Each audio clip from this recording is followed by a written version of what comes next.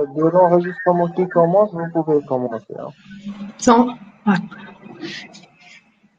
Alors, bonjour à Voilà, tous. enregistrement actif. D'accord. Alors, bonsoir à tous. Je me présente. Je suis docteur Boursam. Je suis gastro-entérologue exerçant à l'hôpital central de l'armée. Nous allons voir ensemble la conduite à tenir devant une acide.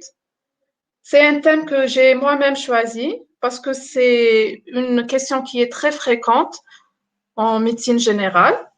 Le diagnostic est le plus souvent facile à faire, mais l'enquête étiologique peut être plus difficile, d'où l'intérêt d'une bonne démarche diagnostique rigoureuse et méthodique.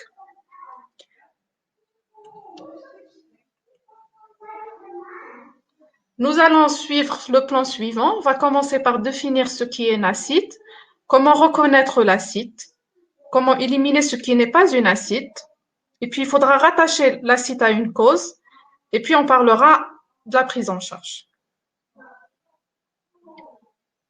On va commencer par quelques définitions. Il faut savoir que l'épanchement liquidien, l'acide, c'est un épanchement liquidien dans la cavité péritoniale provenant d'une transsudation ou d'une exsudation à travers la séreuse péritoniale. On distingue deux situations, soit que l'acide est symptôme, c'est-à-dire qu'elle rentre dans le cadre d'une maladie générale, soit que l'acide est isolée et elle-même, elle constitue une maladie. Le diagnostic positif est très facile le plus souvent, il se fait à la clinique. Par contre, le diagnostic étiologique peut être difficile, car il existe une multitude d'étiologies pouvant être responsables de l'acide. La conduite à tenir thérapeutique est dictée par l'étiologie, bien évidemment. Alors, qu'est-ce qu'un épanchement? C'est la présence de liquide ou de gaz dans une partie du corps qui n'en referme pas à l'état naturel. La transsudation, c'est un suintement d'un liquide au niveau d'une surface non inflammée et obéissant seulement à des lois mécaniques. Elle résulte d'un déséquilibre entre la pression oncotique et la pression hydrostatique. L'exsudat, quant à lui, c'est un suintement d'un liquide sérofibrineux à travers une muqueuse qui est inflammée.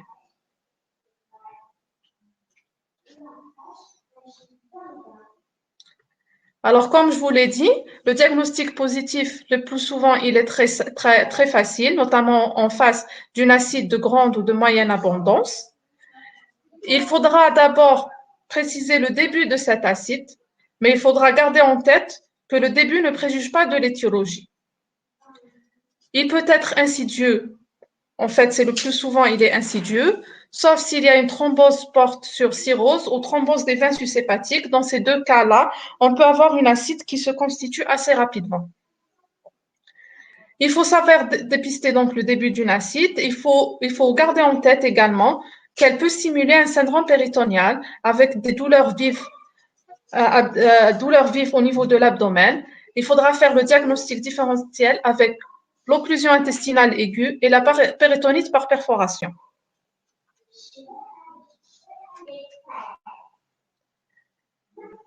Alors, cliniquement, déjà le patient, il va vous rapporter une augmentation du périmètre abdominal, il va ressentir une pesanteur, à l'examen, vous allez retrouver une peau tendue qui est lisse, l'ombilic peut être déplissé quand il s'agit d'une acide de grande abondance.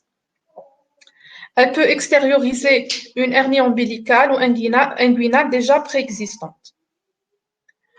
À l'examen clinique, on va retrouver une matité qui sera déclive. C'est une matité hydrique.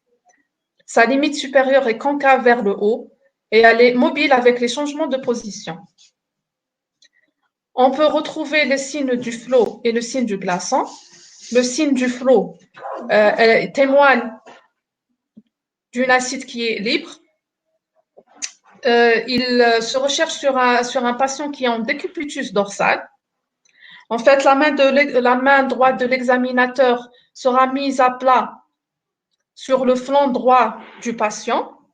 De l'autre main et de l'autre côté, c'est-à-dire au niveau du flanc gauche, on va donner une petite chicknote et on va percevoir au niveau de la main qui est mise à plat l'onde de transmission.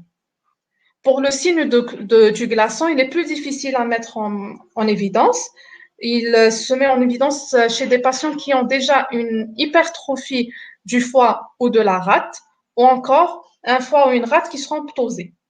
Donc, on va mettre la main soit sur l'hypocondre droit ou l'hypocondre gauche. On va déprimer brusquement au niveau de ces deux endroits-là et on va ressentir en fait l'onde de retour, soit au niveau du flanc droit, soit au niveau de l'hypocondre droit ou de l'hypocondre gauche. Et puis, si on fait un TR à notre patient, on peut retrouver un moment au niveau du cul-de-sac de Douglas. Là, il y a deux photos de deux patients qui présentent une acide de grande abondance avec une augmentation importante du périmètre abdominal. Et puis, on note aussi le déplissement de l'ombélique. Le diagnostic peut être plus difficile si l'acide est de petite abondance. Il faut savoir qu'une acide de moins de 1 litre peut ne pas être mis en évidence à l'examen clinique. C'est plutôt à l'échographie qu'on retrouvera cet acide. L'acide cloisonné, c'est une acide qui va donner une matité en damier. Si notre patient présente un panicule adipeux, il sera plus difficile de retrouver cliniquement l'acide. Et puis, s'il y a une masse associée à l'acide, également, il sera difficile de faire la part des choses.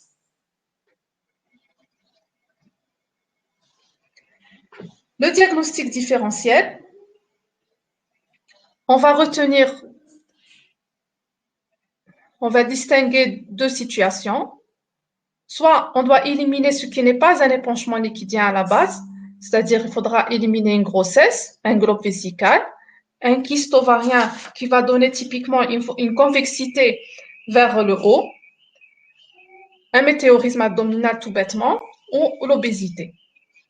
La deuxième situation, il faudra éliminer ce qui n'est pas un épanchement acétique, c'est-à-dire l'hémopéritoine. C'est la présence de sang au niveau du péritoine. Le cholépéritoine, c'est la présence de bile au niveau du péritoine. Et puis l'idatitopéritoine, ça correspond à la présence de matériel idatique au niveau du péritoine.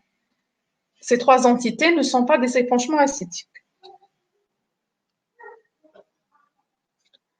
Alors, pour le diagnostic étiologique, là, ça peut être plus difficile. Il faudra s'appuyer sur un bon interrogatoire et un bon examen clinique. Ils vont fortement orienter notre diagnostic. De cela découlera notre démarche diagnostique. Alors, à l'interrogatoire, il faudra s'attarder sur les antécédents du patient, savoir si le patient est déjà connu pour cirrhose du foie, notamment pour une insuffisance cardiaque ou encore une insuffisance rénale. Il faudra s'attarder à demander si le patient a des antécédents de néoplasie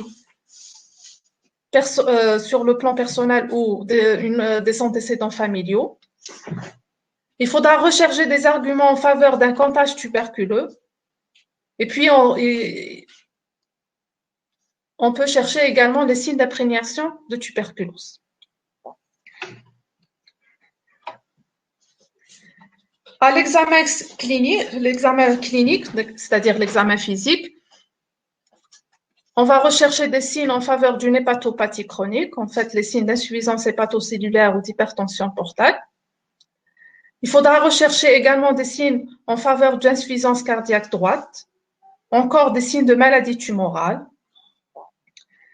encore des signes d'Al-Azhar ou de syndrome néphrotique. Je reviendrai plus tard dans les diapositives et détaillerai les différents signes à rechercher. Alors, quel est l'examen de première intention devant une acide? Il est très, très important de commencer par une ponction et l'étude du liquide acide, car c'est de là que découle notre raisonnement à la recherche d'une étiologie. C'est une étape fondamentale. Elle fera l'exploration de l'acide et elle peut être un geste thérapeutique en face d'un patient qui sera gêné par l'acide, par le volume de l'acide. L'aspect macroscopique du liquide peut être jaune citrin, hémorragique, lactescent ou purulent. Alors, La ponction d'acide se fera chez un patient qui sera en décubitus dorsal. Il faudra suivre une asepsie qui sera rigoureuse. On dessinera une ligne virtuelle allant de l'ombilic à l'épine iliaque antéro-supérieure gauche. Et le point de ponction se fera au niveau du tiers externe et deux tiers internes. Il faut savoir que c'est un geste qui se complique très rarement, voire exceptionnellement. Les complications peuvent s'agir d'hémorragie ou d'infection, mais je vous ai dit que l'infection est quand même très très rare vu que le geste se fera dans des conditions d'asepsie rigoureuse. Et il faut savoir que parfois, chez des patients qui ont une acide très importante, et bien après la ponction, il peut continuer l'écoulement d'acide à partir du point de ponction.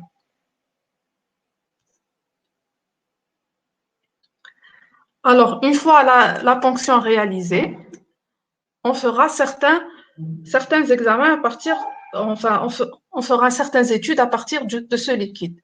La première étude est l'étude chimique. On va réaliser le taux de protide. Et typiquement, quand on a un taux de protide inférieur à 25 grammes le litre, on parlera d'un transudal. Si notre liquide, le taux de protide dans notre liquide est supérieur à 25 grammes le litre, on parlera d'un exsudat. Et puis, selon notre contexte clinique, on peut compléter notre étude par la réalisation de taux d'amylase, de LDH, de triglycérides ou encore d'autres marqueurs. On réalisera une étude cytologique avec un compte de leucocytes et de polynucléaires neutrophiles, un taux d'hématie. Et puis, typiquement, on parlera d'une infection du liquide d'acide si le taux de polynucléaires neutrophiles est supérieur à 250 éléments par millimètre cube. L'étude bactériologique, on réalisera un examen direct et une culture. Et on réalisera également un examen histologique à la recherche de cellules malignes.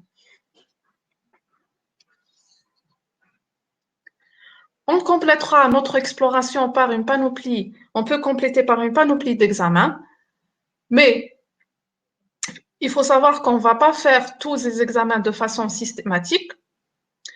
Ils seront réalisés selon notre clinique. On va s'appuyer surtout sur notre clinique et puis sur le type de notre acide, qu'elle soit transudatif ou exsudatif. On peut s'aider par une échographie abdominale qui, mis à part qui va retrouver l'acide, va examiner le foie et ses vaisseaux, ainsi que les organes intra-abdominaux. On peut s'aider selon la clinique également d'un examen cardiovasculaire, d'exploration rénale, pancréatique ou encore ovarienne. On peut compléter notre exploration par un TDM abdominopelvienne, voire d'une IRM pelvienne, à la recherche de signes en ferveur de carcinose ou d'une tumeur primitive. On peut également compléter notre exploration par des endoscopies digestives, à savoir la fibroscopie haute et puis la coloscopie, à la recherche de néoplasie digestive. Et au final, si on ne retrouve rien, on complétera notre exploration par une laparoscopie. Elle est essentiellement indiquée en cas d'acide d'origine tuberculose ou néoplasique. On réalisera des biopsies des feuillets péritoniaux.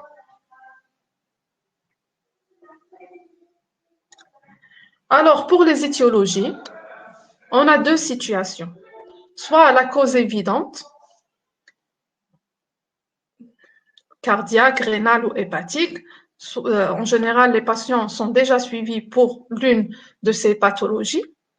Soit l'acide est isolé et on sera amené au bout à réaliser une laparoscopie.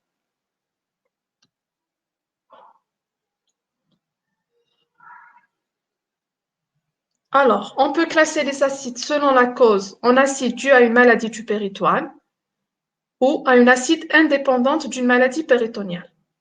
Et puis, on s'appuiera surtout sur l'étude chimique du liquide acide. Donc, on distinguera deux situations, que l'acide transudatif ou une acide exsudatif.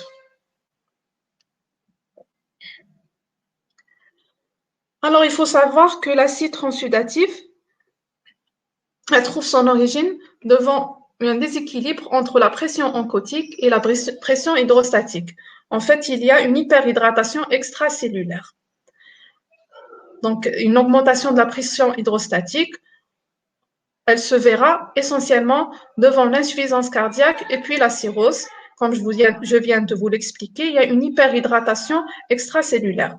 Par contre, si on est en face d'un syndrome néphrotique, c'est plutôt la diminution de la pression oncotique qui sera à l'origine de notre transsudat par perte protéique. L'exsudat, c'est typiquement une maladie du péritoine, inflammation ou par néoplasie, ou encore c'est une exsudation à travers les faisceaux lymphatiques. Alors, on va commencer par les acides transsudatifs. La plus fréquente, c'est l'acide du cirrhotique par hypertension portale, l'insuffisance cardiaque, l'hypoalbuminémie et puis les causes ovariennes. Pour les acides exsudatifs, les différentes étiologies sont la tuberculose péritoniale, les causes tumorales, les causes pancréatiques, les myxodèmes et puis les acides chyleuses. Alors, on commence par les acides transsudatifs. La cirrhose, c'est la cause la plus fréquente d'acide. Le mode d'installation, le plus souvent, il est progressif, rarement brutal. Elle peut être déclenchée suite à une hémorragie digestive, à une chirurgie ou encore à une infection, quelle que soit son origine. L'acide est libre et abondante. On note un examen clinique les signes d'insuffisance hépatocellulaire. Je pense à une asthénie, aux angiomes stellaires, à l'hypocratisme digital, et puis les signes d'hypertension portale, qui sont représentés par la splénomégalie, et puis la circulation veineuse collatérale sous-cutanée. Typiquement, le liquide est jaune citrin, il est transsudatif et paucicellulaire. S'il est hémorragique, il faudra penser au carcinome hépatocellulaire, où il sera causé par les troubles de la coagulation. Mais parfois, l'acide du cirrhotique peut être exsudatif s'il y a une infection du liquide d'acide ou s'il y a un carcinome hépatocellulaire. Alors, un petit mot sur l'infection du liquide d'acide, car c'est une complication très grave du cirrhotique. Elle est favorisée par un taux de protite qui est inférieur à 10 grammes le litre. Elle sera évoquée devant l'apparition d'une fièvre, de douleurs abdominales, de diarrhée, vomissements ou encore devant l'apparition d'une encéphalopathie hépatique. Le liquide à l'examen sera louche, voire purulent. Et puis, le taux de protite sera variable. On peut avoir une acide transsudatif ou exsudatif.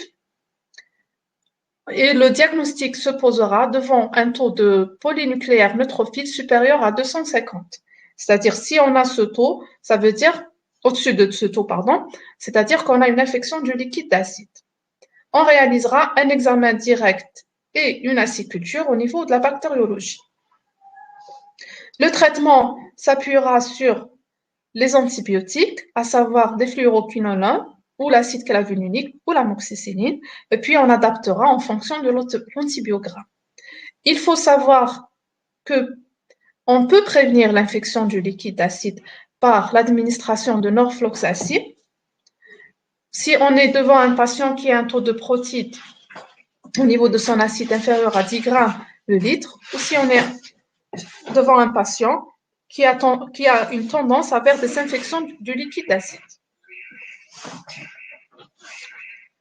Pour le traitement de l'acide du sirotique, on aura pour but d'assécher l'acide en obtenant une perte de poids de 500 grammes par jour. C'est-à-dire qu'il ne faudra pas aller trop vite. Il ne faudra pas essayer d'assécher l'acide trop rapidement. Pour ce faire, on a différents moyens. On commencera toujours par expliquer les règles hygiéno-diététiques aux patients, c'est-à-dire un repos et puis un régime hyposodé. On administrera en deuxième position les diurétiques distaux, c'est-à-dire le spironolactone, ou seul ou en association avec le furosémide. Si au final, au bout de ces traitements ou encore le patient ne tolère pas le traitement, on aura recours à des parasynthèses massives jusqu'à 5 litres sous perfusion d'albumine. Ces parasynthèses seront faites à la demande du patient, c'est-à-dire quand il sera vraiment gêné. Et puis comme alternative, on peut discuter la mise en place du TIPS, voire encore une transplantation hépatique.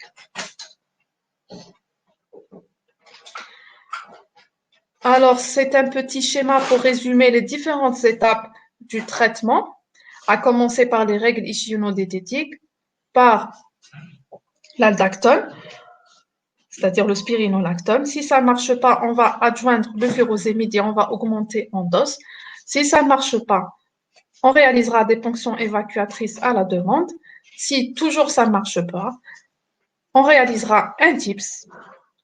Et puis, une transplantation hépatique peut-être sera proposée à notre patient.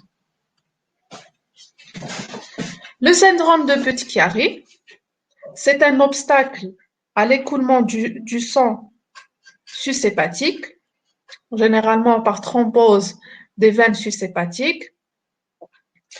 Et typiquement, sur le plan clinique, le patient va on va retrouver une hépatomégalie douloureuse, une acide qui sera abondante et cet acide se constituera très rapidement. L'étude du liquide d'acide va retrouver un taux de protide qui va varier entre 20 et 40 grammes le litre, c'est-à-dire il peut être transsudatif ou exsudatif. Pour les maladies cardiaques, essentiellement l'acide va compliquer l'insuffisance cardiaque droite ou la péricardite constructive.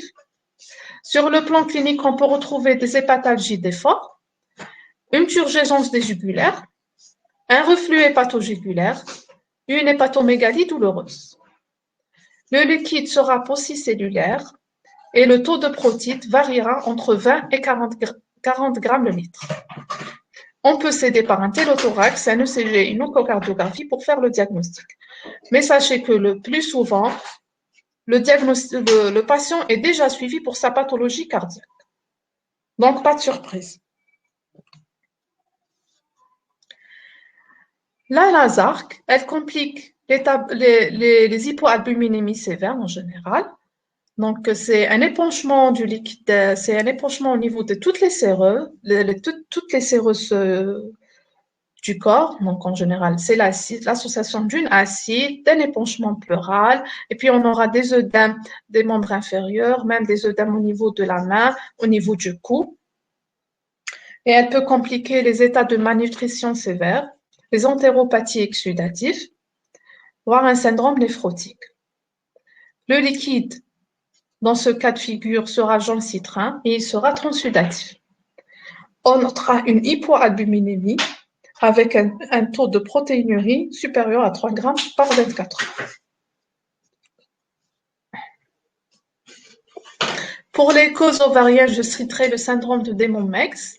C'est une acide transsudative dont l'origine est une tumeur bénigne de l'ovaire et elle s'accompagne d'un épanchement pleural et un épanchement péritonéal. L'ablation de la tumeur fit disparaître l'acide.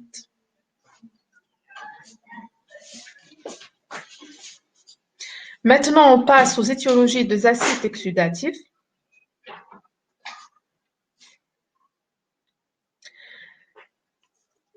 faut savoir que notre pays est un pays endémique pour la tuberculose péritoniale. C'est une pathologie qui reste quand même fréquente dans notre pays. Elle survient typiquement chez des jeunes filles ou des jeunes femmes avec une notion de contagion. Et puis, elles peuvent rapporter également des signes d'imprégnation tuberculeuse. Mais ce n'est pas du 100%. C'est-à-dire que parfois, en interrogeant la patiente, vous n'allez pas retrouver les signes d'imprégnation, ni même la notion de contagion. L'acide, elle est isolée. Il n'y a pas des signes d'hypertension portale, ni d'insuffisance hépatocellulaire, ni de tumeur abdominale. Sur le plan biologique, on s'aidera par l'IDR à la tuberculine qui sera positif, mais parfois il sera négatif également, donc ça n'élimine pas le diagnostic. La ponction va ramener un liquide exsudatif qui sera riche en albumine, riche en cellules, et puis il sera à prédominance lymphocytaire. On peut s'aider également par le dosage de l'adénosine désaminase qui sera positif et qui a une forte valeur spécifique. On réalisera un examen bactériologique avec recherche de BK à l'examen direct, mais il faut savoir que le plus souvent, il sera négatif car c'est une localisation paucibacillaire. Et on s'aidera par la culture sur milieu de Lowenstein. Là également, elle peut être négative.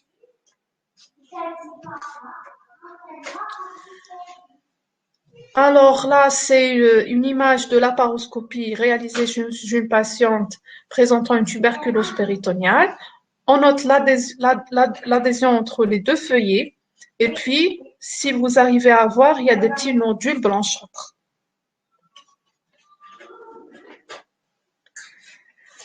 En deuxième position, on a les tumeurs du péritoine. Soit qu'elles soient primitives, c'est le mésothéliome primitif du péritoine, mais c'est une entité qui reste rare. Le plus souvent, il s'agira de localisation secondaire et c'est ce qu'on appelle la carcinose péritoniale. C'est la cause la plus fréquente d'acide d'origine péritoniale. Les cancers primitifs qui sont le plus souvent à l'origine de carcinose péritoniale sont représentés par les cancers digestifs et ovariens. Et on sera amené devant deux cas de figure, soit que le cancer primitif est connu, à ce moment-là, on restera uniciste, et là, on va englober l'acide dans tout le tableau clinique, soit que la carcinose est révélatrice de la tumeur primitive, et à ce moment-là, il faudra faire notre bilan de la tumeur primitive. Il faudra la rechercher afin de poser déjà l'étiologie et puis de poser la démarche thérapeutique. Cliniquement, c'est une acide de grande abondance en général. C'est une acide qui est intarissable, c'est-à-dire qu'elle va se reconstituer rapidement après parasynthèse. La douleur abdominale, elle est présente. On note aussi nausées, vomissements, parfois syndrome occlusif par compression sur le grêle. Et puis, bien évidemment, une altération de l'état général du patient. La ponction va ramener un liquide exsudatif avec des cellules cancéreuses. Les cellules cancéreuses peuvent être retrouvées à l'étude histologique. Le diagnostic, je vous l'ai dit, il sera facile, c'est le cancer primitif est déjà connu. Ou si encore on trouve des cellules tumorales dans le liquide d'acide, là, on sera fortement orienté vers une origine tumorale. Il ne restera plus que rechercher le primitif si on n'a pas au préalable. Sinon, la laparoscopie va s'imposer avec biopsie, bien évidemment. Le traitement symptomatique, c'est la ponction à la demande. Sinon, ça sera la chimiothérapie ou chimio-hyperthermie locale, enfin selon les cas, selon l'étiologie du primitif. On passe maintenant au mésothéliome primitif du péritoine. Je vous ai dit que c'est une entité qui reste rare. C'est une tumeur développée au dépôt des éléments épithéliaux et mésenchymataux du mésothélium. Elle est associée dans 50% des cas à un mésothéliome pleural. Et sur le plan clinique, c'est une acide qui sera récidivante. Elle sera associée à des masses abdominales ou pelviennes. La ponction d'acide va ramener un liquide citrin exsudatif. On retrouvera également des cellules mésothéliales malignes et le taux de LDH acide sur LDH sang sera supérieur à 1. Au niveau de la laparoscopie, on va retrouver des nodules et plaques disséminées sur les surfaces péritoniales. Le traitement s'appuiera sur la chimiothérapie. Alors, on note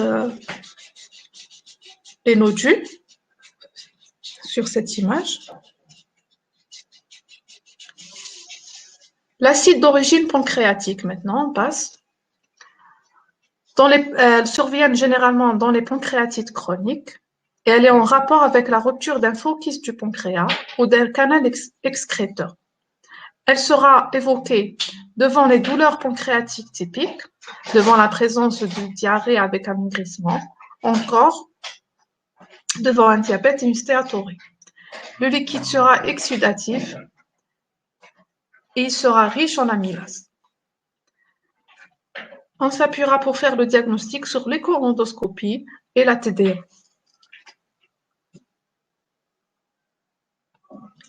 L'acide myxodémateuse, c'est l'acide des hypothyroïdies.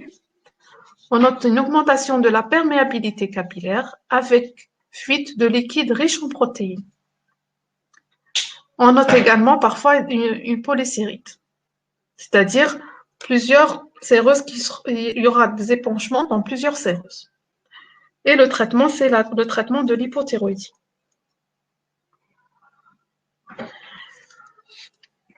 L'acide chileuse, alors elle est rare aussi. C'est un épanchement péritonéal fait de liquide lymphatique.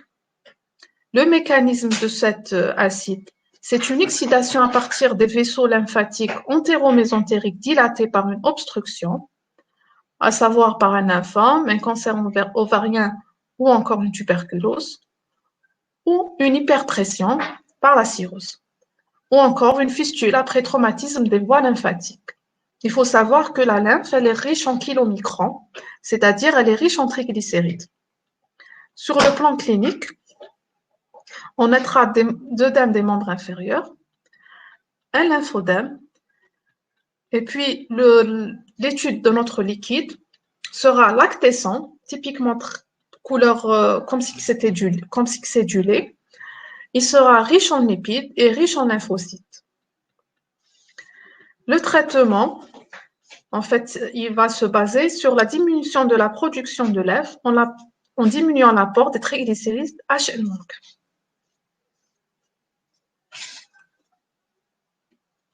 Alors voilà, ça c'est un tableau récapitulatif des différentes pathologies à l'origine de l'acide. C'est les étiologies les plus fréquentes, à savoir la cirrhose et sa complication, c'est-à-dire l'infection du liquide acide, les blocs sus-hépatiques, la tuberculose péritonéale, il faudra y penser dans notre pays, notamment chez les jeunes femmes. L'acide tumoral également, malheureusement, elle est très répandue. L'acide cardiaque également de plus en plus répandu. Alors, en conclusion, l'acide, elle est fréquente dans notre clinique. Elle impose une enquête étiologique rigoureuse qui repose d'abord sur l'anamnèse et l'examen physique et sur l'étude du liquide acide. Les causes les plus fréquentes sont la cirrhose et la carcinose péritoniale, ainsi que la tuberculose péritoniale dans notre pays. Et je vous remercie. Maintenant, je passe à un cas clinique qui j'espère, est facile. On passe maintenant. Alors, je me suis basée sur un cas réel.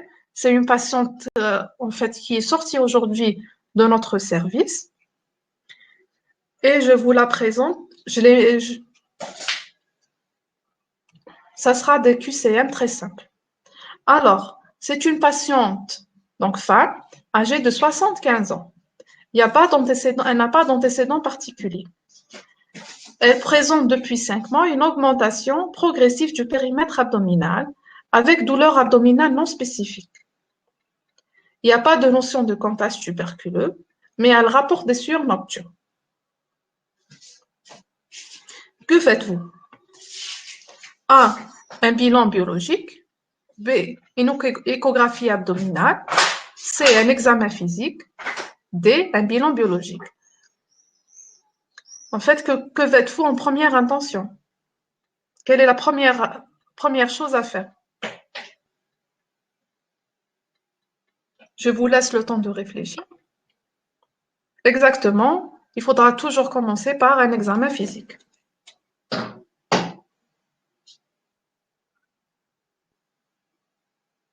Alors, l'examen clinique de notre patiente retrouve une matité abdominale qui arrive jusqu'à la région sus-ombilicale. La tension artérielle, la fréquence cardiaque puis sa saturation sont correctes. Les aires ganglionnaires sont libres. Quel est l'examen de première intention? A. Bilan biologique. B. Échographie abdominale. C. Ponction d'acide. Ou D. TDM abdominopelvien. Je vois un B. Échographie abdominale. A. Bilan biologique. En fait, moi, je cherchais l'examen le plus pertinent pour commencer notre raisonnement, en fait. Et je vous ai dit que le premier geste à effectuer, ce sera la ponction d'acide. Bien évidemment, on complétera par un bilan biologique, une échographie abdominale, voire une TDM abdominale. Mais la première des choses à réaliser, ce sera la ponction d'acide. Bilan hépatique, ça sera dans le bilan biologique. Mais dès que vous avez, là, dans une situation clinique, il y a une patiente qui se ramène à vous. Vous êtes de garde, ou vous êtes en consultation, encore en HDJ. Et vous tombez sur une acide. Il faudra faire la ponction d'acide.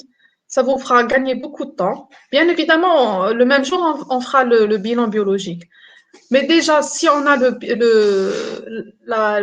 l'étude du liquide d'acide, on sera fortement orienté. Il y a une étudiante qui insiste sur le bilan hépatique. Je vous ai dit qu'on le fera systématiquement. D'accord?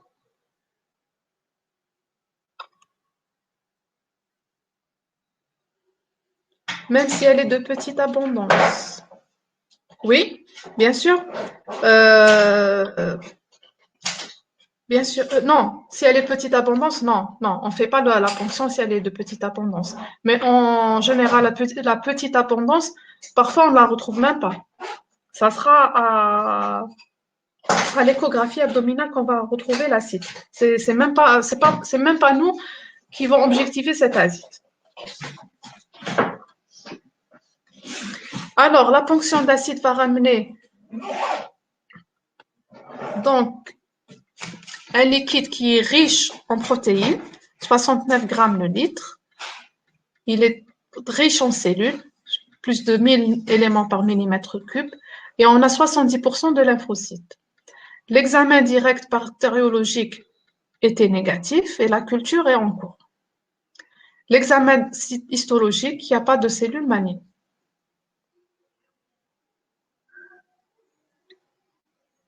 Sur le plan biologique, en fait, pratiquement tout était correct. Le bilan standard, le bilan hépatique, notre formule, le téléthorax était sans anomalie.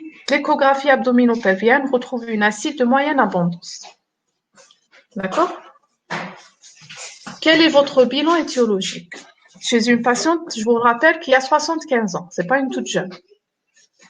Donc, vous allez vous aider avec une IDR à la tuberculite, une TDM abdominopelvienne, un examen gynécologique, une IRM pelvienne, mammographie et des endoscopies digestives.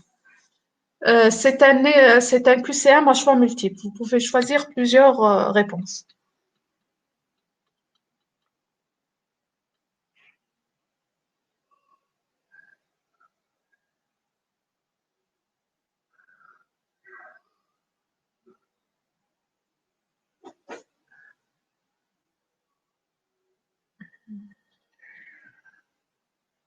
Alors, pour résumer, c'est une patiente âgée de 75 ans, sans antécédents pathologiques. D'accord. Qui présente une acide exudative isolée, sans grand déficit, sans anomalie biologique. Alors, en fait, on a tout fait, nous. Toutes les réponses. On a fait une IDR à la tuberculine parce que quand même, on est dans un pays endémique. C'est une patiente âgée.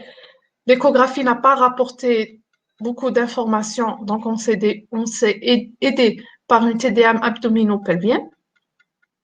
L'examen gynécologique qui a été complété par l'IRM pelvienne, parce que c'est une femme âgée de 75 ans, donc elle peut tout à fait avoir une tumeur d'origine gynécologique, et l'examen gynécologique seul ne permet pas d'écarter de façon certaine l'étiologie néoplasique.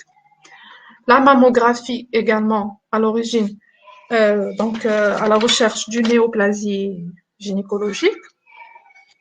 Et puis fibroscopie et coloscopie à la recherche de néoplasie digestive, car comme je vous l'ai dit, les deux entités, enfin les deux organes qui mettent, enfin pas organes, les deux appareils qui donnent le plus souvent les acides tumoraux, c'est le tube digestif et puis l'appareil gynécologique. L'IDR était fortement positif à 20 mm. L'IRM pelvienne est plus il y a une étudiante ou un étudiant qui vient de me poser une question, pourquoi la TDM et pourquoi l'IRM? La TDM, c'était beaucoup plus pour la recherche de l'étage abdominal, mais par rapport à l'appareil gynécologique, c'est l'IRM pelvienne qui est plus spécifique. Elle apporte plus de renseignements par rapport à la TDM. Donc, une endoscopie haute a été réalisée. On a retrouvé juste une gastrite avec un Helicobacter pylori qui était positif à l'étude histologique, donc rien d'extraordinaire. Elle a été traitée par rapport à ça. Et puis la coloscopie a retrouvé une diverticulose non compliquée, également rien d'extraordinaire vu l'âge de la patiente. La TDM retrouve un scalloping périhépatique, c'est-à-dire que c'est un le scalloping, c'est un signe radiologique de la compression de l'acide exercé sur les organes. Et on note également une densification de la graisse du grand épiplan. Il y avait une acide de moyenne abondance. À la conclusion, il y avait une acide de moyenne abondance d'origine carcinomateuse ou infectieuse probable. Bien évidemment, le diagnostic étiologique ne se fait pas à la TDM, c'est juste des éléments qui vont nous orienter. L'examen gynécologique était sans particularité. On a complété par une IRM pelvienne. L'utérus était atrophique de contours réguliers et puis les ovaires l'ont vu atrophique, ce qui semble logique vu que la patiente a 75 ans. Une mammographie était sans anomalie. Maintenant, que faites-vous?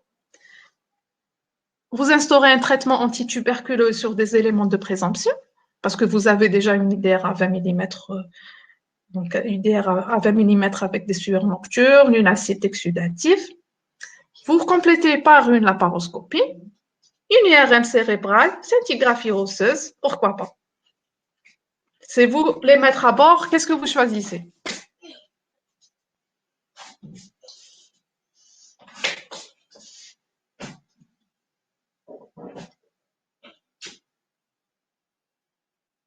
Alors, que faites-vous? Traiter ou laparoscopie? J'attends les réponses.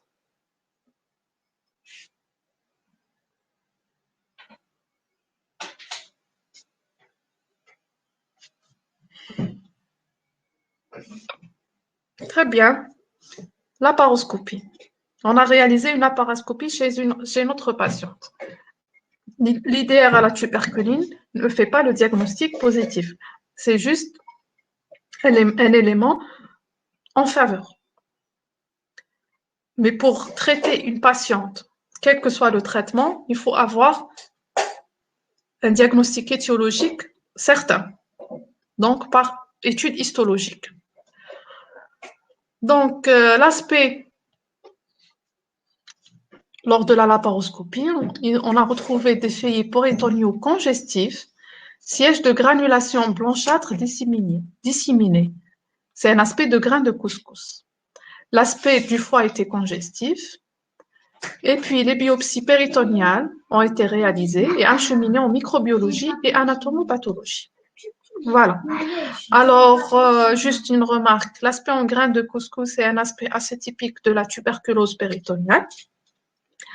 Mais malheureusement, je vais vous laisser sur votre faim parce que la patiente est sortie seulement aujourd'hui, ce matin de notre service et on n'a toujours pas le résultat des biopsies péritoniales réalisées en réalité jeudi dernier. Donc, on n'a toujours pas le diagnostic nous-mêmes. Mais on pense à une origine tuberculose, bien évidemment, vu toute la panoplie d'examens qui ont été réalisés. C'est-à-dire, on a éliminé, a priori, la cause tumorale.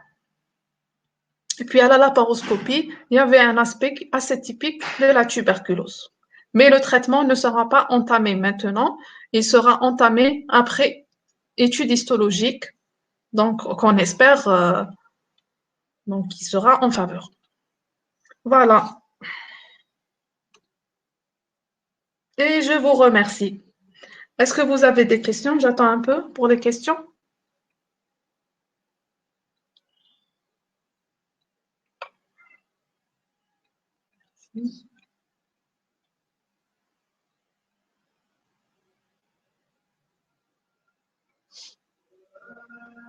Bon, alors je n'ai que des merci, c'est très agréable. Bon, il faut savoir que je suis à la base proctologue. Donc, la prochaine fois, j'ai un TD avec vous le 28. Il s'agira de la constipation chronique. Enfin, constipation pour vous, je pense, pour les externes. Et j'espère que vous allez être avec moi. Ça sera plus intéressant. C'est déjà un thème que je maîtrise mieux. J'espère que vous allez apprendre beaucoup de choses par rapport à la constipation. Sachez que c'est quelque chose de très, très, très fréquent, que ce soit en médecine générale ou en gastro-entérologie. Donc, j'espère vous avoir le 28. Ça sera également un TD par une partie théorique, mais je vais simplifier les choses. Je vais vous parler des différents mécanismes de la constipation, des différentes étiologies, et puis je vous parlerai également des laxatifs, des différences entre la différence qui existe entre les différents laxatifs, leurs indications, etc. Donc, on se revoit, Inch'Allah, le 28 de ce mois, donc dans 3 jours. Et je vous remercie, Sahaf Tolkan.